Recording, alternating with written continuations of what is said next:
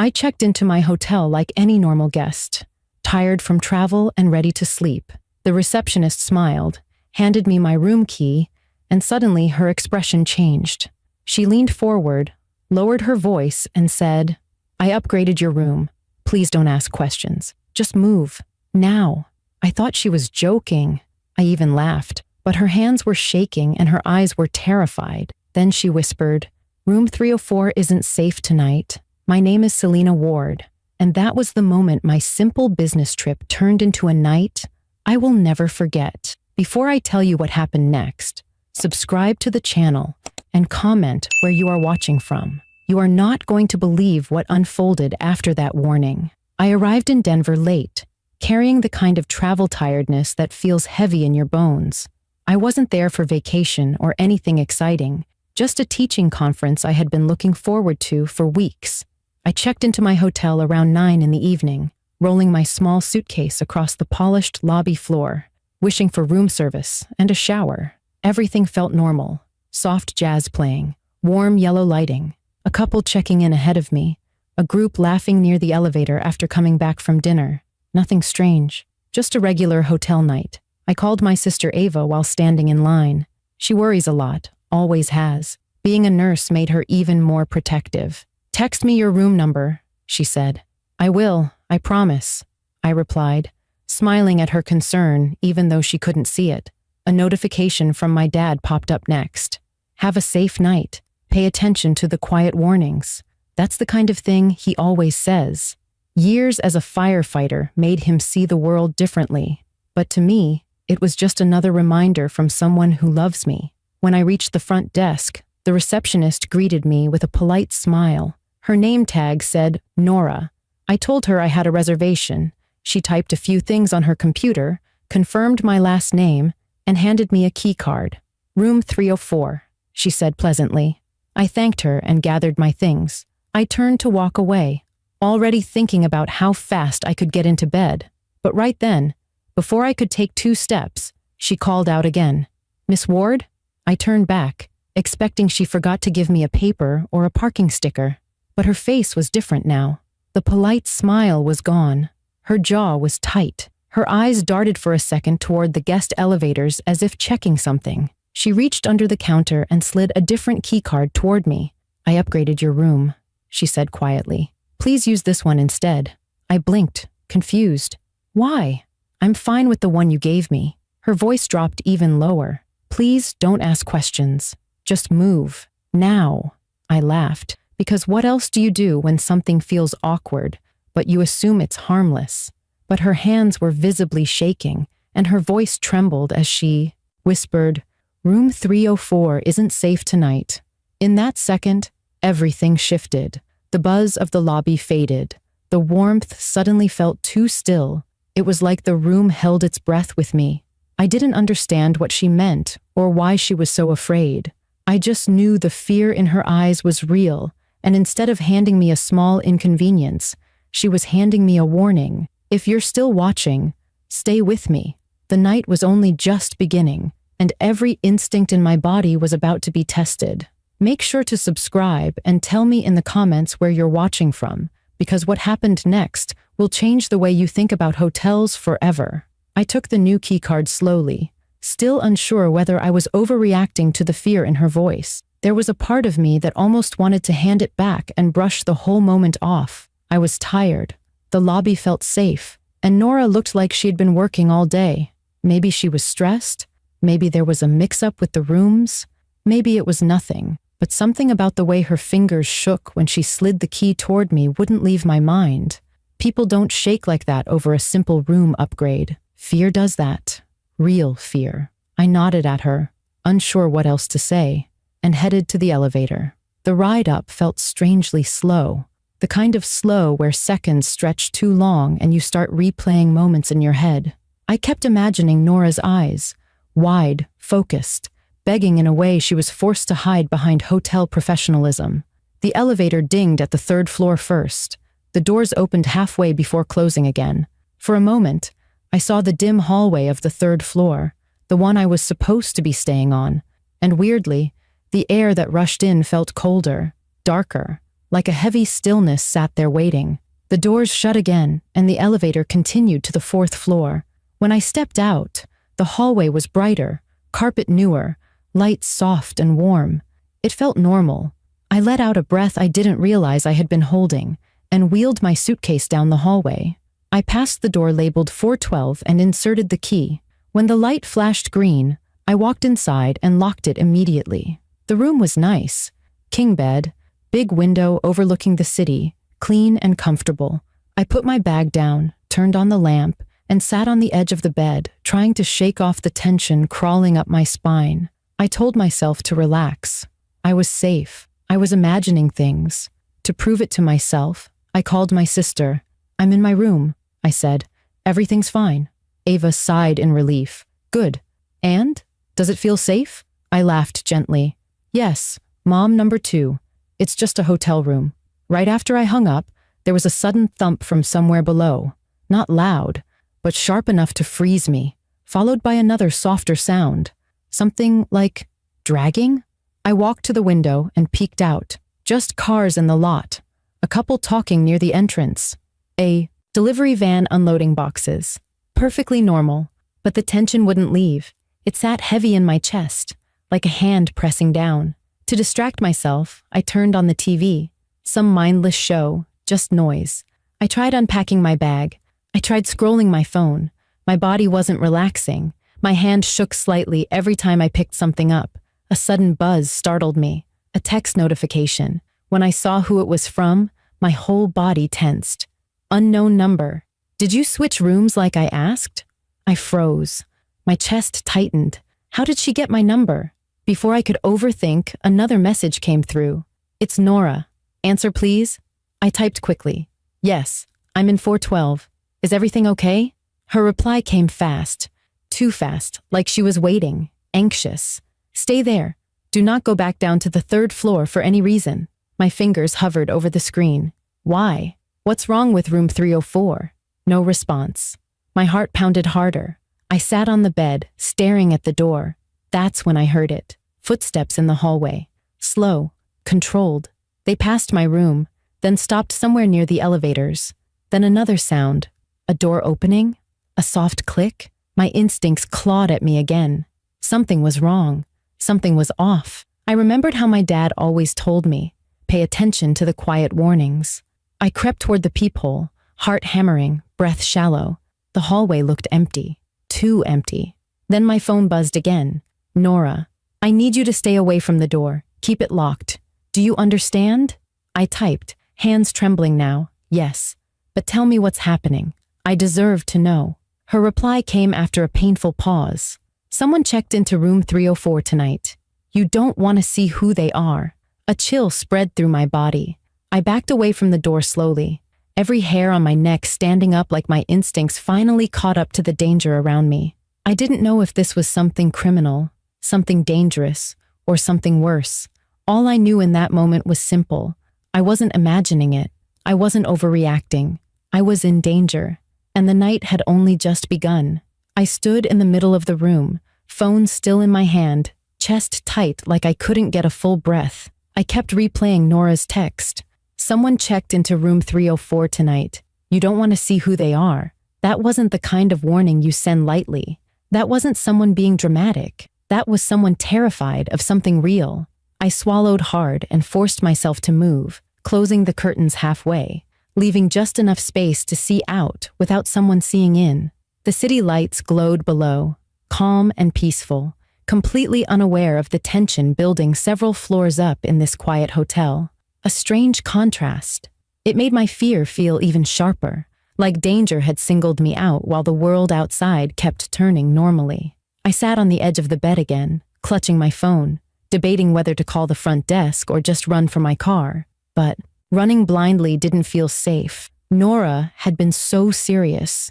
She didn't say, "Leave immediately." She said, "Stay there." There was a difference. She wasn't trying to trap me. She was trying to protect me. Still, I needed answers. I texted her again. "I saw someone. They walked past. What are you not telling me?" 3 dots appeared, then disappeared, appeared again, paused. Then finally, "I'm doing my best to keep you safe. Please don't open your door. Don't look for them. I stared at the message, heart pounding. Don't look for them. People don't talk like that about normal danger. They say, don't go near him, or security is handling it, not them. I rubbed my arms, realizing I was shaking again. My instincts were screaming now. Suddenly, another knock. Not a pound, not aggressive. Worse, soft, slow, deliberate. 3 taps, then silence. My lungs locked. Whoever was outside wasn't trying to break in. They were testing, listening, waiting. I backed away from the door, each step quiet, controlled, like I was afraid the floor might make noise. I grabbed the chair from the desk and slid it under the doorknob, securing it. My hands trembled so hard the legs scraped louder than I wanted. Another soft knock, then a voice. Calm, too calm. Miss Ward? My blood ran cold. How did they know my name? I hadn't spoken it to anyone except Nora. I covered my mouth with my hand to keep my breath steady. The voice came again. I need to speak with you. I shook my head even though they couldn't see. Something about the tone made my skin crawl. It wasn't urgent. It wasn't angry. It sounded like someone pretending to be polite because they enjoyed the fear they caused. My phone buzzed. Nora again. Do not answer. Security is on the way to your floor. Stay silent. Security. Thank God. The knock stopped. I heard footsteps shifting, then dragging, slowly, down the hall. I crept closer to the peephole, but I stopped myself just in time. Nora said, "Don't look." My heartbeat hammered so violently I could feel it in my teeth. Then, the elevator dinged. Soft voices. Walkie static. Security footsteps. Relief washed over me like warm air. I took a small breath, finally unwinding my fingers from around my phone. A loud knock now, confident and sharp. Hotel security. Miss Ward? I approached slowly, but hesitation stopped me. What if it wasn't really them? My chest tightened again. Then I heard Nora's voice. Not from the hall, through my phone. Selena, security is outside your door. You are safe. Do not open until you hear me say, clear. I didn't move. I waited, then through the door. Nora? It's secure. Nora's voice on the phone. Clear. You can open. I slowly moved the chair, heart racing, and opened the door just a crack. 2 uniformed security guards stood there. Nora was behind them, face pale, breathing hard, fear etched across her expression like she had been holding her breath until this moment. She met my eyes, relief hitting her like a wave. You did the right thing, she whispered. You listened. I opened the door fully, legs weak, adrenaline making my hands shake uncontrollably. Then Nora said the sentence that made my stomach drop to the floor. He was standing outside your room before you ever checked in tonight. That was the moment I realized this was never random. Someone, or something, was waiting in room 304, and I was never meant to see them alive. Standing in the hallway, surrounded by 2 security officers and Nora, I felt a wave of dizziness wash over me. The words kept replaying like a broken record in my head. He was standing outside your room before you ever checked in. That meant he wasn't just a stranger wandering the hotel. He was waiting specifically for whoever would be in room 304, waiting for me. My legs felt shaky, but I forced myself to stay upright. The officers asked a few quick questions. If I saw his face, if he tried the doorknob, if he said anything else. I told them only what I heard through the door. When one officer said he needed to check the 3rd floor, my stomach clenched. Another offered to escort me downstairs, but Nora stepped forward instead. I'll stay with her, she said, voice steady but eyes still haunted. No one leaves alone right now. I didn't argue. I didn't trust myself to be alone for even a second. We walked toward the elevator, and the officer tapped his radio. Unit moving to 304. Backup standby. Hearing the room number made my skin crawl. I imagined that dark hallway, the cold air I felt earlier when the elevator doors opened. I remembered how I had almost stepped out before the doors closed again. A shiver ran down my spine. Inside the elevator, Nora pressed the lobby button. The doors closed, sealing us inside a small metal box where silence suddenly felt suffocating. I clutched my phone in my hand like it was the only thing grounding me. When the elevator passed the 3rd floor, the lights flickered. Not a full blackout, just a momentary pulse. I felt my breath catch. Nora's jaw clenched tight, but she didn't flinch otherwise.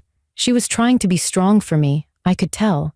The doors opened to the lobby, and I let out a breath I hadn't realized I was holding. The warmth, the soft music, the sight of other guests completely unaware. It was surreal, like stepping out of a nightmare into normal life again, except my heart was still trapped back on the 4th floor. They led me into a small office behind the reception desk, the walls lined with lost and found drawers and security monitor screens. On one of them, I saw the 3rd floor hallway, empty except for the officer slowly approaching room 304. The camera angle was wide, but the stillness felt wrong, like the air itself was holding its breath. The officer reached the door and knocked firmly. "Security, open the door." Silence. He knocked again, louder this time, one hand resting near his walkie. "Security, you need to respond." A long pause. Then, the door creaked open a few inches. My heart lurched. The officer stepped back slightly, radio ready. He said something quietly. The audio didn't reach us, and leaned in. The camera flickered once, then sharpened. Something moved behind the door. A shape, a shadow, tall and still. I leaned forward, trying to see more clearly, forcing myself to breathe. The officer straightened, posture stiffening. He spoke again, slow and controlled. Then the door opened wider, and although the camera didn't catch the face clearly, I could see enough: the shape, the angle, the unnatural stillness of whoever stood there. The officer stepped back like his instinct screamed at him. The radio on the desk crackled. "Dispatch. I need another unit on 3. Now." My stomach flipped. That tone wasn't protocol. It was fear held tight under professionalism. But what shook me most wasn't the officer's reaction. It was what came next. The figure stepped forward into the hallway, and before the camera cut for a split second again, I saw something unsettling. The way the person moved. Not fluid like walking, not tired like dragging. Something in between. Wrong. Human bodies don't move like that. "Is he armed?" I whispered, voice barely working. Nora didn't answer right away. Her lips pressed together. Her eyes stayed locked on the monitor. After a moment, she whispered, "I don't know if he needs to be." A chill clawed through my spine. Suddenly, another officer entered the frame. The hallway filled with voices, commands, shuffling movement. Doors down the hallway opened as guests peeked out, confused. Security tried to wave them back inside. Then, the camera for that floor glitched. Just a second, like static interference. Before it cut back, I heard something faint through the radio. Not yelling, not struggle. Something like a low whisper or breath that didn't sound entirely human. And then the radio exploded with urgent voices. "He's heading for the stairwell. Lock down floors 3 through 5. Move now! Move now!" My pulse hammered. My palms were drenched. I grabbed Nora's arm instinctively. "What is happening?" I whispered. She didn't look away from the screen. Her voice was soft, steady, but filled with something I didn't want to name. "Something checked in tonight," she said. "And whatever it is, it wasn't here to sleep." I didn't know much for certain in that moment, but I knew one thing deep in my bones. The receptionist didn't save me from a bad room. She saved me from something waiting inside it. And it wasn't done. Even after the security radios quieted and the hallway camera switched to a calmer view, my body could not relax. I sat in the small office, gripping the armrests, feeling like if I let go, I would float straight out of my own skin. Fear does strange things to the mind. It makes you expect movement in still places, danger in ordinary shadows, something lurking behind every wall. But in that room, the fear wasn't imagination. It had a shape somewhere upstairs. Nora sat beside me, hands clasped tightly in her lap. Her face wasn't bright from fluorescent lights. It was pale from something deeper, a recognition of danger she had seen before. Before tonight, she was a stranger to me. Now her presence felt like a shield. There was something steady about her, not fearless, but controlled, like she had learned to survive by staying alert, not by pretending everything was safe. Security officers moved in and out of the office, talking quietly, moving with purpose. Every time the radio crackled, My spine reacted before my thoughts did. One officer came back from upstairs, face tense, and whispered to the front desk supervisor. I caught fragments. Never seen someone move like that. Didn't speak, didn't respond, checking cameras from the lobby. Not once did anyone say the word criminal. That terrified me most. They weren't describing a threat they understood. They were describing something they couldn't name.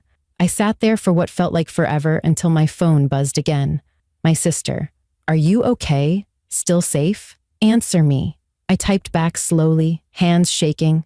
I'm safe. It's been a night. I'll explain later. Part of me wanted to call her and sob into the phone like a child, but I didn't want panic to spill into my voice and make it real again.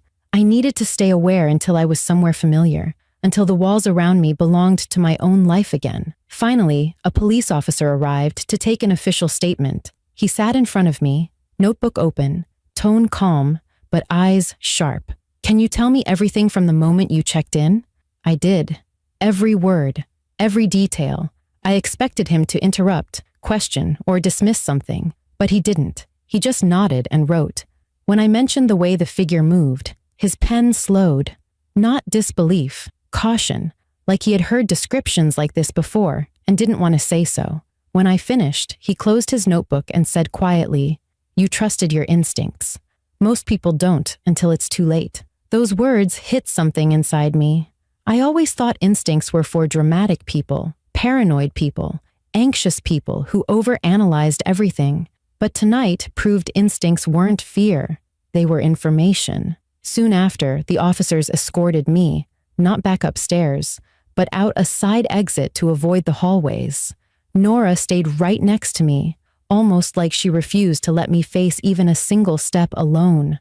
We stepped into the cool night air, and I breathed in like I hadn't inhaled properly in hours. Outside, the hotel looked normal again. Cars parked neatly, lobby lights glowing warm, a couple laughing as they walked in. And yet, my reality had shifted. Beneath the normal surface, danger had walked that building. Quietly, intentionally. Nora turned to me before I got into the police car. I know you're shaken, but hear me clearly. Being aware didn't make you scared. It made you safe. I nodded, emotion tightening my throat. You saved me. She shook her head. You listened. That's what saved you. The ride to a safe overnight location arranged by police felt unreal. Streetlights passed by like blinks. When I reached the room, I double-checked the lock, then checked again. My thoughts didn't run wild. They were focused, sharp, aware of every sound. I didn't collapse in fear.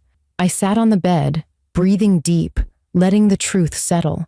Something dangerous existed in that hotel tonight, and I wasn't meant to cross its path. Later, I called my family. Ava cried. My dad's voice cracked once, then steadied with pride when he whispered, "I'm glad you paid attention." That night didn't make me paranoid. It didn't turn the world into a horror movie, but it did wake me up. We move through life thinking danger announces itself loudly, like alarms or screams. But sometimes danger is silent, patient, disguised as ordinary. Awareness isn't fear, it's survival. Trusting the wrong moment can cost everything. Trusting yourself can save you. I didn't leave that hotel scared of the dark. I left with my eyes open, and I will never ignore that quiet, uneasy feeling again. If you're still here with me, thank you for listening. Please subscribe to the channel and tell me in the comments where you're watching from. And remember this, you don't need to be afraid of the world, but never turn off the voice inside you that whispers, "Pay attention." It just might protect your life one day.